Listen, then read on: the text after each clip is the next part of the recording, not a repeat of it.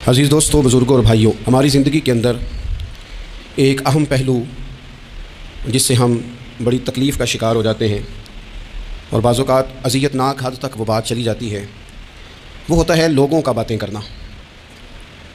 لوگ ایک دوسرے کے بارے میں تبصرہ کرتے ہیں، گفتگو کرتے ہیں، اگرچہ اسلام نے اسے بڑا ناپسند کیا اور غیبت کو زنا سے زیادہ بدتر قرار دیا، لیکن معاذ اللہ ثم معاذ اللہ لوگ پھر بھی اس اخلاقی کمزوری کا شکار ہو جاتے ہیں اور لوگوں کے بارے میں گفتگو کرتے ہیں۔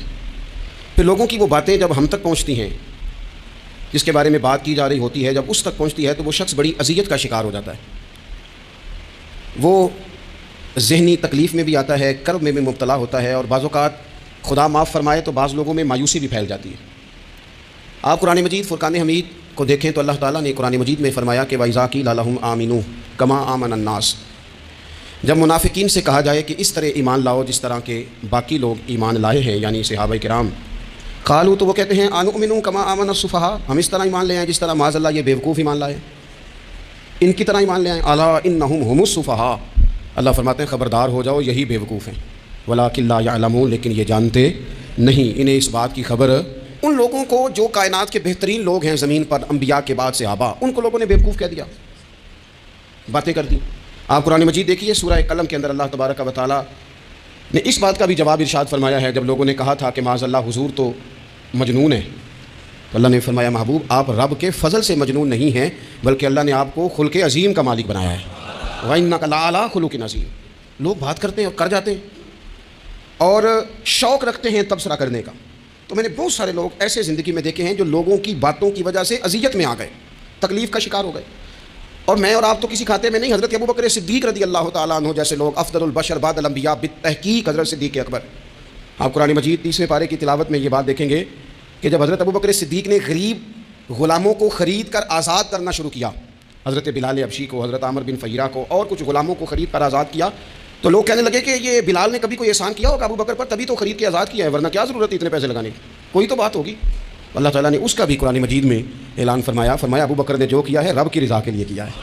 تو گفتگو کرنا، بات کرنا، لوگوں کا اتنا یہ خطرناک مزاج ہے، ایک جملہ کہہ کے لوگ سائڈ پہ ہو جاتے ہیں، بندہ بیچارہ ساری رات تڑپتا رہتا ہے، ایک فکرے کا تبصرہ کر کے لوگ کونے میں چھپ جاتے ہیں، اور کسی آدمی کے لیے وہ اسے سولی پہ لٹکا جاتے ہیں، اپنی زبان کے تیروں سے لوگ پریشان کرتے ہیں۔ پہلے تو اللہ سے یہ معافی مانگیں کہ رب اس جرم سے ہمیں محفوظ فرمائے۔ اور اب تو لوگوں کی زبانیں اتنی لمبی ہو گئی کہ وہ صحابہ تک چلی گئی ہیں، اہل بیت نبوت تک چلی گئی۔ تبصروں کے شوق میں لوگوں نے یہ دیکھا ہی نہیں کہ میری حیثیت کیا ہے اور میں بات کس کی کر رہا ہوں، میری اوقات کیا ہے اور میں تبصرہ کس پہ کر رہا ہوں۔ بے باک ہونا اور بات ہے اور بدتمیز ہونا، ان دونوں میں فرق ہوتا ہے۔ تو میرے عزیز، ایک تو اس سے پرہیز کریں، اور پھر دوسرا آپ سے، اپنے آپ سے، سب سے ایک گزارش کروں گا کہ ایک بات اپنی زندگی میں طے کر لیں کہ یہ ہو نہیں سکتا کہ لوگ آپ کو باتیں نہ کریں، یہ ممکن نہیں، اس لیے کہ مخلوق تو فنکار ہے اس درجہ کے پل بھر میں، سنگے در کعبہ سے بھی اسنام تراشے، تم کون ہو کیا چیز ہے داغ کبابی، لوگوں نے تو مریم پہ بھی الزام تراشے۔ مخلوق تو فنکار ہے اس درجہ کے پل بھر میں، یہ تو فنکار ہے، ایک منٹ میں لوگ نکال کے لے آتے ہیں بات، ایک منٹ میں۔ امام جعفر صادق رضی اللہ تعالیٰ عنہ بیان کرتے ہیں، امام ابو نعیم نے حلیۃ الاولیاء میں اس کو بیان کیا، حضرت امام جعفر صادق رضی اللہ تعالیٰ عنہ فرماتے ہیں کہ حضرت موسیٰ کلیم اللہ علیہ السلام نے اللہ کی بارگاہ میں عرض کی، مالک میں چاہتا ہوں لوگ میرا سوائے بھلائی کے ذکر نہ کریں، میرا ذکر کریں تو صرف بھلائی کے ساتھ کریں، خیر کے ساتھ کریں، میرے بارے میں شر کی بات نہ کریں۔ تو رب کریم نے فرمایا موسیٰ یہ بات تو میں نے اپنے لیے بھی نہیں چاہی کہ لوگ جب بھی میرا ذکر کریں خیر کے ساتھ ہی کریں، تب جب رب نے اپنے لیے نہیں چاہا تو پھر اے موسیٰ لوگ تو بات کریں گے ہی، لوگ تو منہ میں زبان رکھتے ہیں، یہ تو گفتگو کریں گے ہی، یہ تو کریں گے۔ اب ہوتا کیا ہے، ہم اس کا نفسیاتی اثر لیتے ہیں، ہم اس کا اثر لیتے ہیں۔ میں اکثر کہتا ہوں سارے لوگ ہی کانوں کے کچے ہوتے ہیں، کچھ تھوڑے زیادہ ہوتے ہیں، کچھ تھوڑے کم ہوتے ہیں، اور بعض لوگ کہتے ہیں اتنے لوگ فلانے بندے کی بات مانتے ہیں، تو میں نے کہا دنیا میں تو آج بھی کافر زیادہ ہیں، کافر زیادہ ہیں، شیطان کے پیروکار آج بھی، تو زیادہ ہونا کوئی حقیقی دلیل ہے ہمیشہ؟ یہ کیا بات ہوئی کہ فلانے کی اتنے لوگ بات مانتے ہیں؟ یہاں تو میں نے یہ دیکھا ہے اس معاشرے میں کہ جھوٹے سے جھوٹا آدمی، اس کے بھی فالور ہوتے ہیں، دغے باز سے دغے باز بندہ، اس کے بھی گویوں کے فالور، اداکاروں کے فالور، فلانے کے فالور۔ اس کا یہ تو بھائی انسان کا مزاج ہے، ہر بندہ کانوں کا کچا ہے، کوئی تھوڑا زیادہ کچا ہے، کوئی تھوڑا کم کچا ہے، تو باتیں تو ہوگی، لوگ منہ میں زبان رکھتے ہیں تو گفتگو تو کریں گے۔ اب یہ اثر لینے والے پہ ہے کہ وہ اس کا اثر اس طرح کا لیتا ہے۔ ہمارے ہاں بڑے بڑے سمجھدار لوگ نفسیاتی ہو جاتے ہیں، بڑی بڑی سمجھدار خواتین نفسیاتی ہو جاتی ہیں، میری ساس باتیں کرتی ہے، میری نند باتیں کرتی ہے، مجھے فلانا باتیں کرتا ہے، مجھے فلانا، بھائی باتیں جس کے منہ میں زبان ہے اس نے بات تو کرنی ہے۔ اب آپ نے کیوں یہ دعویٰ کر لیا ہے کہ آپ اتنے اونچے چلے جائیں کہ آپ کو بات ہی کوئی نہ کرے؟ کیا حرج ہے اس میں؟ اگر کوئی آپ کو بات کر دے تو کیا ہے، ہم کسی نے کر لی تو پھر کیا ہوا؟ اس کا اتنا اثر قبول کرنا کہ ساری رات سونا ہی نہ، پریشان ہو جانا. اور بعض لوگ ایسے ہیں جنہیں اتنی باتیں نہیں ہوتی جتنی انہیں ٹینشن ہوتی ہے. یعنی وہ 2 بندے کونے میں کھڑے ہیں تو میری ہی بات کر رہے ہیں، او بھائی وہ اتنا اہم نہیں ہے، انہیں کوئی اور کام بھی ہو سکتا ہے، تیری بات ہی انہوں نے کرنی. بلا وجہ لوگ سمجھتے ہیں کہ میں بڑا اہم آدمی ہوں، وہاں بھی مجھ پہ تبصرہ ہو رہا ہے، یہاں بھی ہو رہا ہے. اس پہلو سے باہر آئیں، اس کمپلیکس سے نکل آئیں. ابن حزم کہتے ہیں کہ مصر میں ایک تاجر بڑا کامیاب ہو گیا تھا، بڑا کامیاب تاجر ہو گیا. تو زندگی میں جتنے لوگ بھی کامیاب ہوتے ہیں ان سے حسد ہوتا ہے، اس سے بھی اس کے ارد گرد کے لوگوں نے حسد شروع کیا. اب تاجروں نے پلاننگ کی کہ اسے خراب کیسے کرنا ہے. وہ ایک دن اپنے گھر سے نکلا، سفید کرتا سفید پگڑی باندھ کے باہر. اب 5-6 لوگوں نے پہلے سے منصوبہ بندی کی ہوئی تھی. ایک صاحب اسے ملے، کہنے لگے ماشاءاللہ آج تو سفید کرتے پر سبز امامہ، سبز پگڑی بڑی ہی اچھی لگ رہی ہے. تو آج کے کہنے لگا لگتا ہے آپ سو کے اٹھ کے آئے ہیں، پگڑی تو میری سفید ہے. اس نے کہا چلو پگڑی تو سبز ہی ہے، باقی آپ نہیں مانتے تو آپ کی مرضی. وہ آگے بڑھا. اب کیونکہ پلاننگ تھی تو ایک شخص اور ملا، اس نے کہا کیا بات ہے سفید کرتے پر آپ کا پیلے رنگ کا امامہ، کیا جچتا ہے. اس نے کہا یار کو خدا کا خوف کر. ہنس کے کہا کیا ہو گیا، تیری اینک کا نمبر تو نہیں تبدیل ہونے والا ہوا. اور بھائی میں نے تو سفید کرتا اور سفید ہی امامہ باندھا ہے. اب 2-3 لوگوں کی دفعہ تو وہ مسکرایا، لیکن وہ ڈھیر سارے لوگوں نے منصوبہ بندی کی تھی. وہ جب چوتھے کے پاس گیا تو اس نے بھی کہا کہ کیا بات ہے سفید کرتے پر پیلے رنگ کے امامے کی. اس نے کہا پیلا کہاں ہے. اب وہ غصے ہونے لگا. اب وہ چھٹے کے پاس گیا تو اس نے کہا جناب کیا بات ہے سفید کرتا اور کالا امامہ. اب وہ غصے میں اتنا بھاولا ہوا کہ پہلے ہنسا پھر رویا، پھر اسے سمجھ نہ آئی کہ دکان کا تالا کس چابی سے میں نے کھولنا ہے. بس وہ شام ہوئی تو اس بیچارے کو بچوں نے روڑے مارنے شروع کر دیے. وہ اتنی تکلیف میں آ گیا کہ لوگ اسے پاگل کہنے لگے. کیوں؟ اس لیے کہ لوگ منصوبہ بندی، افواہ تھی نا کہ میری طبیعت خراب ہے، تو لوگوں نے حال پوچھ پوچھ کر بیمار کر دیا. لوگوں کی باتیں، لوگوں کے تبصرے، لوگوں کے کمنٹس. بولے امام شافعی فرمانے لگے لوگوں کی باتیں پتھروں کی طرح ہوتی ہیں، یہ روڑوں کی طرح ہوتی ہیں. اگر انہیں کمر کے اوپر رکھ لو گے نا تو یہ تمہاری کمر توڑ دیں گی، اور اگر تم ان کو اپنے پیروں کے نیچے رکھ لو گے تو تمہارا قد اونچا ہو جائے گا. بس دنیا میں وہ لوگ پریشان ہوتے ہیں جو لوگوں کی باتوں کو کندھوں پر سوار کر لیتے ہیں، جو پیروں کے نیچے رکھے، جو پاؤں کے نیچے رکھے ان کا قد. وہ پرانے زمانے میں نا عارف رومی رحمۃ اللہ علیہ فرماتے ہیں کہ ایک بیل گائے گر گئی تھی کنویں کے اندر. تو اب وہ لوگ اس کو نکال تو نہیں سکتے تھے، تو انہوں نے اس طرح کیا کہ مٹی ڈالنی شروع کر دی کہ اب بدبو آئے گی، پریشانی ہوگی، تو اس کو بند کر دیتے ہیں اندر ہی کنویں کو، کنواں نہیں جگہ پہ کھود لیتے ہیں. انہوں نے جب اس کے اندر مٹی ڈالی نا تو وہ گائے جو تھی وہ مٹی جھاڑ کے تو مٹی کے اوپر آ گئی. انہوں نے پھر مٹی ڈالی تو وہ تھوڑی اور اوپر آ گئی، اور مٹی ڈالی تو اور وہ مٹی ڈالتے گئے اور گائے وہاں سے کنویں سے باہر آ گئی. لوگوں نے دفن کرنا چاہا، وہ باہر نکل آئی. اور میرے بھائی لوگ بھی اپنی باتوں میں دفن کرنا چاہتے ہیں، لیکن یاد رکھنا جو چمکنے والے تھے وہ چمکتے ہی رہے. جن کو اللہ نے عزت دی تھی ان کی گھٹائی کوئی نہیں سکا. اتنی لمبی زبانیں کھول کے لوگوں نے صحابہ کے بارے میں باتیں کی. باتیں ہو رہی ہیں، لوگ جن کو دبانا چاہتے تھے. آج نہیں صوفیاء کی مخالفت شروع ہوئی، ان کے زمانے میں بھی ہوئی، ان کے دور میں ان کے خلاف کتابیں لکھی گئیں. لکھنے والے خدا جانے کہاں ہیں، اور داتا صاحب ہو رہی ہے، خواجہ صاحب ہو رہی ہے. حضور غوث اعظم کے ان کے زمانے میں بھی ایسا نہیں ہوا کہ بڑی خوشی سے لوگوں نے آگے بڑھ کے پھول ڈالے ہوں. ان کے دور میں باقاعدہ جتھے تیار ہوئے، جتھے، اور پورا کام کیا گیا. اور ویسے بھی اگر کوئی شخص آپ کا مخالف ہی نہیں ہے تو پھر آپ کو چمکنے کا مزہ کیسے آئے گا؟ کوئی تو مخالف ہو نا، کوئی تو ہو نا جو کوئی بات کرے. دیکھیں نا اگر اندھیرا نہ ہو، رات نہ ہو، تو بلب کی کوئی اہمیت رہ جائے گی؟ یہ چمکتا ہی تب ہے جب اندھیرا زیادہ ہوتا ہے. ہم کہتے ہیں اندھیرا ہو گیا، بھائی تجھے چمکنے کا موقع دیا ہے اندھیرے نے، تجھے اس نے عروج دیا. تم دیے بعد مخالف سے نہ گھبرا اے عقاب، یہ تو چلتی ہے تجھے اونچا اڑانے کے لیے. تو باتوں سے پریشان نہ ہو. میں نے کہا کہ اگر آپ باتوں کا پہاڑ بنا کے اوپر سوار ہو جائیں گے نا تو قد اونچا کریں گی باتیں. جو بندہ ڈسکس ہونے لگ جاتا ہے وہی تو مشہور ہوتا ہے، اسی کی تو بات ہوتی ہے. دیکھیں کیا ہوتا تھا بھلا مکے میں. کوئی بندہ باہر سے آتا تو ابو جہل اسے کھڑا کر کے کہتا حضور کے پاس نہ جانا. تو کہتا پتہ تو کروں بھلا نبی پاک کے پاس کیا ہے، پتہ تو کروں بھلا حضور کے پاس کیا ہے. تو جن سے تعارف نہیں ہونا تھا وہ بھی تعارف کرا رہے تھے رسول پاک کا. تو اس لیے باتوں سے گھبرا جانا. ہاں ایک بات ہمیں کتاب و سنت میں ملتی ہے، اس پر ضرور غور کریں. تہمت والی جگہ سے بچیں، تہمت کا موقع نہ دیں. مطلب بلا وجہ ہی اپنے لیے بحث کا دروازہ کھولنا یہ درست نہیں ہے. اپنے لیے ہم نا دروازے کھول لیتے ہیں بحث کے، مفت کی بحث ہو رہی ہے، فلانا بھی ڈسکس کر رہا ہے. کچھ چیزیں ایسی ہوتی ہیں جو سب کی سمجھ کی نہیں ہوتی، وہ سب کے سامنے ڈسکس کرنا ضروری نہیں ہوتا. حضرت سیدنا ابو ہریرہ رضی اللہ تعالیٰ عنہ فرمایا کرتے تھے مجھے نبی پاک علیہ السلام نے علم کی 2 تھیلیاں دی ہیں، میں نے ایک کھولی ہے تمہارے سامنے، ایک کھولی ہے، دوسری نہیں کھولوں گا. اس لیے کہ ہر بندے کو بات اس کے ظرف کے مطابق کرنی چاہیے. تو موقع نہ دیں.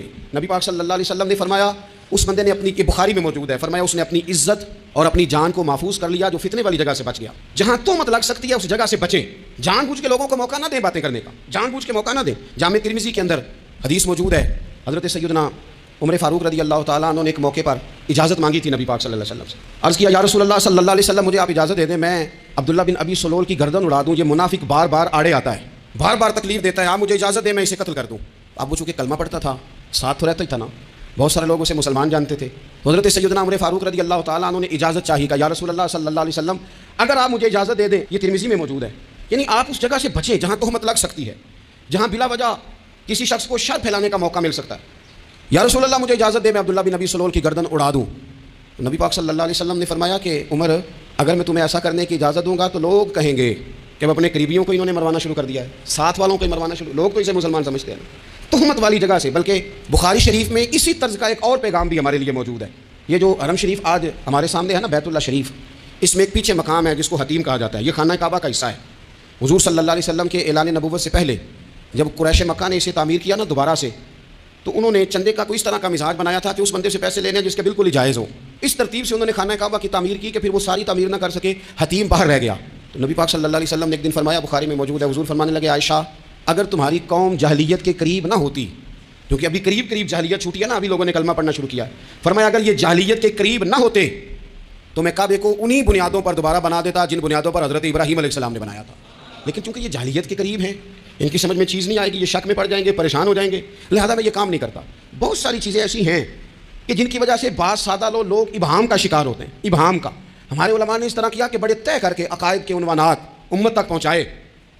ہر آدمی ہر شعبے کا اسپیشلسٹ نہیں ہوتا، بہت ساری لوگ باتیں مریض کے سامنے کرنے والی نہیں ہوتی، وہ صرف لواحقین کو بتانے والی ہوتی۔ پھر کچھ لوگ اور آئے جنہوں نے کہا کہ ہم تو ایفیشنسی دکھائیں گے، کچھ خاص ہر بات کھول کر لوگوں کے سامنے رکھیں گے۔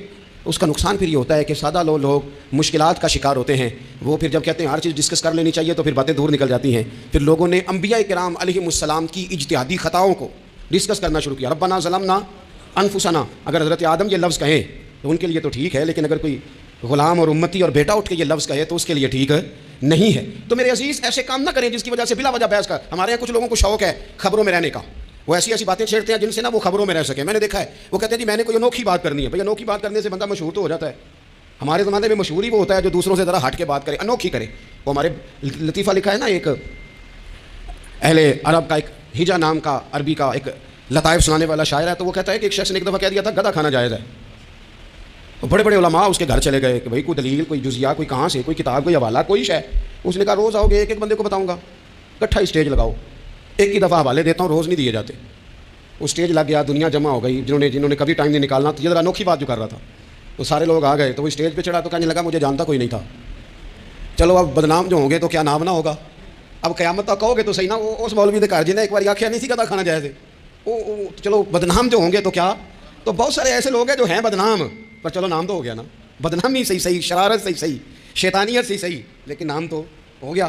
تو اس لیے کوئی ایسا انوکھا کام جس سے لوگوں کی، میں آپ سے بڑی گزارش عرض کروں، اعلیٰ حضرت بریلوی رحمۃ اللہ علیہ نا، لالٹین کے اندر مٹی کا تیل جلایا جاتا ہے ہمارے ہاں، تو مٹی کا تیل ظاہر ہے اس سے بدبو آتی ہے، تو مسجد میں وہ جلانا جائز نہیں تھا۔ تو ایک صاحب ارنڈی کا تیل لائے، وہ خوشبو والا ہوتا ہے، وہ لا کے انہوں نے نا اعلیٰ حضرت بریلوی رحمۃ اللہ علیہ کو لالٹین میں ڈال کے دیا اور کہا کہ یہ مسجد میں اس کو جلاتے ہیں چونکہ اس کے اندر سے خوشبو آتی ہے، بدبو نہیں آتی۔ تو وہ جو شرعی عذر ہے نا، حضور نے فرمایا کہ جمعے والے دن غسل کر کے آؤ تاکہ کسی کے پسینے سے ایک دوسرے کو تکلیف نہ ہو۔ کچا لہسن پیاز کھا کے مسجد آنا اس لیے منع کر دیا گیا کہ منہ کی بدبو سے تکلیف ہو، تو مسجد میں کوئی ایسی چیز جو بدبو کا باعث بنے منع ہے۔ اب انہوں نے وہ تیل لا کے لالٹین میں ڈالا جس سے خوشبو آتی تھی اور لالٹین بھی روشن ہوتی تھی۔ تو اعلیٰ حضرت فاضل بریلوی رحمۃ اللہ علیہ اپنے اس خادم سے فرمانے لگے کہ اب لوگ تو آئیں گے نا، تو ہمارے علاقے میں تو ساری دنیا مٹی کے تیل سے ہی چلاتی ہے، تو اب آپ نے ایک خوشبو والا تیل لا کے ڈال تو دیا ہے اس کے اندر لالٹین میں، پر یہ لوگوں کو بتائے گا کون کہ یہ تیل وہ نہیں ہے؟ لوگ تو یہاں سے دیکھ کے جائیں گے اور جا کے کہیں گے کہ اتنے بڑے عالم کی مسجد میں اگر جل رہا ہے تو ہم کیوں نہ جلائیں؟ تو فرمانے لگے وہ شخص کے حضور پھر حال کیا ہے؟ فرمانے لگے آپ فرضوں کا سلام پھیر کے دعا سے پہلے لالٹین کے پاس کھڑے ہو جائیں اور جو بندہ گزرے اسے بتاتے جائیں کہ یہ مٹی کا تیل نہیں، یہ مٹی کا تیل نہیں، یہ مٹی کا تیل، ہر شخص کے ذہن تک بات اتر جائے تاکہ لوگ کسی ایسی چیز کا شکار نہ ہو جائیں جس سے کہ ان کے مزاج میں کوئی غیر شرعی چیز عروج پکڑ لے۔ تو میرے عزیز ہم نہ کچھ بدگمانیاں لوگوں کے اندر لوگ ڈالتے ہیں۔ ہمارے ہاں بالخصوص پاکستان میں جب سے سیاسی فرقہ واریت شروع ہوئی ہے، سیاسی، ہماری قوم کا مزاج اتنی بری طرح خراب کیا گیا ہے۔ ہمارے نوجوان بچے جو بڑے سنجیدہ پڑھے لکھے، ان کی گفتگو اپنے سیاسی مخالف کے بارے میں اتنی لوز کر دی گئی ہے، اتنی کمزور کر دی گئی، اتنی خوفناک کر دی گئی ہے کہ اس طرح تو کبھی نہیں ہوا تھا۔ یہ مزاج جو لوگوں کو دیا جا رہا ہے، قومیں اپنے اخلاق کے طور پر زندہ رہتی ہیں، بد اخلاقیاں کبھی بھی انسانوں کو اونچا کر سکتی، پیچھے رہ جاتے ہیں لوگ۔ تہذیب کسی سوسائٹی کا حسن ہوتا ہے، اور اگر ایک سیاسی مخالف کے لیے آپ کا یہ والا مزاج بن جائے، اپنے سیاسی قد کو اونچا کرنے کے لیے آپ ان چیزوں کا سہارا لیں، یہ درست نہیں ہے۔ اخلاقی رویے میں کہوں گا کسی بھی سیاسی جماعت سے وابستگی ہے وہ 100% رکھے جو اس کی سمجھ میں آتی ہے، لیکن اپنے اخلاقی مزاج کو کبھی کمزور نہ ہونے دے، اخلاقی رویہ کبھی کمزور نہ ہونے دے۔ یہ کیسے ہو سکتا ہے؟ دیکھیں ابو جہل، ابو لہب، عتبہ، عتیبہ، شیبہ، وہ وہی باتیں کر سکتے تھے جو ان کے مزاج کی تھیں، جو آج تک لوگ کسی بھی دیندار کے بارے میں کرتے ہیں۔ تو انہوں نے وہی باتیں آ کے کی تھی جناب ابو طالب کے ساتھ۔ انہوں نے کہا تھا کہ اگر معاذ اللہ ان کو دولت چاہیے تو ہم دیتے ہیں۔ بڑے سے بڑے مخلص آدمی پر آج لوگ دعویٰ نہیں کرتے کہ دولت کے لیے لگا ہوا ہے، ہم نے کہا دولت چاہیے تو دیتے ہیں، اگر کسی خاتون سے نکاح کرنا چاہتے ہیں تو کرا دیتے ہیں، سرداری چاہیے تو دے دیتے ہیں۔ اب یہ سوچ اتنی ہے، اسے آگے جاتی نہیں۔ وہ معاذ اللہ حضور کے بارے میں اور بھی باتیں کرتے ہیں، یہ شاعر ہیں، یہ جادوگر ہیں، یہ فلاں ہیں۔ لیکن میرے نبی پاک علیہ الصلوۃ والسلام نے کبھی بھی ان کی ذاتی زندگی کو ڈسکس نہیں کیا، کبھی نہیں کیا۔ ابو جہل شراب پیتا تھا، لیکن حضور نے کبھی سوسائٹی میں یہ بات لوگوں کے سامنے بیان نہیں کی۔ وہ لوگوں کے پیسے دبا لیتا تھا، کئی جگہوں پہ حضور نے پیسے نکلوا کے دیے، لیکن جگہ جگہ گلی گلی کھڑے ہو کے حضور نے یہ نہیں فرمایا کہ یہ اس طرح کا ہے۔ آپ اپنے مخالفین کے بارے میں ضرور کلیم کریں، ثبوت کے ساتھ ضرور بات کریں، یہ ضروری ہے، لیکن آپ کا رویہ اتنا گرا ہوا نہیں ہونا چاہیے کہ لوگ سمجھیں کہ یہ قوم تو اخلاق سے ہٹ گئی ہے۔ آپ اختلاف کریں، لیکن اختلاف کے بھی آداب ہوتے ہیں۔ اس ادب کے دائرے کے اندر رہ کے صحابہ کے بیچ بھی رائے کا اختلاف ہو جاتا تھا، ہو جاتا ہے، ہو جایا کرتا ہے۔ حضور اسی اختلاف کو قبول کرتے، بھئی ہو جاتا ہے رائے کا اختلاف اپنوں میں، لیکن اس کے اندر انسان توہین پہ اتر آئے، اس کا لہجہ اس طرح کا ہو جائے جس طرح کی بازاری گفتگو کی جاتی ہے، تو محسوس ہوتا ہے کہ یہ تربیت کا فقدان ہے، یہ لہجے باوقار لوگوں کے نہیں ہوا کرتے۔ لہجے کو کبھی برا نہ ہونے دیں، انداز کو لوگ آپ کو چھیڑیں گے، اپنی جگہ پہ کھینچ کے لانے کی کوشش کریں گے، بڑا کچھ لوگ کریں گے، لیکن آپ اپنی جگہ سے آپ تبدیل نہیں ہوں گے۔ آپ کہیں گے یار میرا ایک معیار ہے، میری ایک حیثیت ہے، میں اپنی حیثیت چھوڑ سکتا، میں اپنی حیثیت نہیں چھوڑ سکتا۔ ہر بندے کو آپ ڈسکس کریں گے تو تہمت والی جگہ سے ضرور بچیں، بدگمانی سے ضرور بچیں، لیکن ہر شخص کو اس کے معیار کے مطابق ادھر کا جواب دینا یہ باوقار لوگوں کا سٹیٹس نہیں ہوتا۔ وہ کہتے ہیں جا بات کر، جا کے تو کون ہوتا ہے تیری بات کرے، اب ہم ہر شخص کے منہ لگیں، یہ کیسے ہو سکتا ہے؟ نبی پاک صلی اللہ علیہ وسلم گزر رہے تھے، صحیح بخاری میں موجود ہے، آپ کی اہلیہ حضرت صفیہ رضی اللہ تعالیٰ عنہ آپ کے ساتھ تھیں، رات کا وقت تھا، حضور گزر رہے تھے، تو صحابہ کچھ کھڑے تھے، تو حضور نے ایک کو بلا کے کہا کہ یہ میری بیوی ہیں، صفیہ ہیں۔ عرض کرنے لگے حضور مجھے میری ماں روئے، میں کوئی آپ کے بارے میں بدگمانی کرتا؟ تو حضور نے جواب میں کیا کہا؟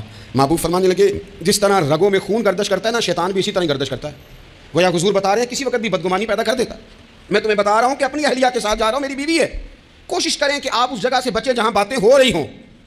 اور اس پہلو پہ تیسری گزارش اس عنوان پر یہ ہے کہ اگر کسی کے بارے میں باتیں ہو رہی ہوں تو فٹافٹ اس کا حصہ بننے کی کوشش نہ کریں، بلکہ آپ کے پاس جب تک کوئی شرعی ثبوت نہیں ہے تب تک آپ اس بات کا حصہ نہ بنیں۔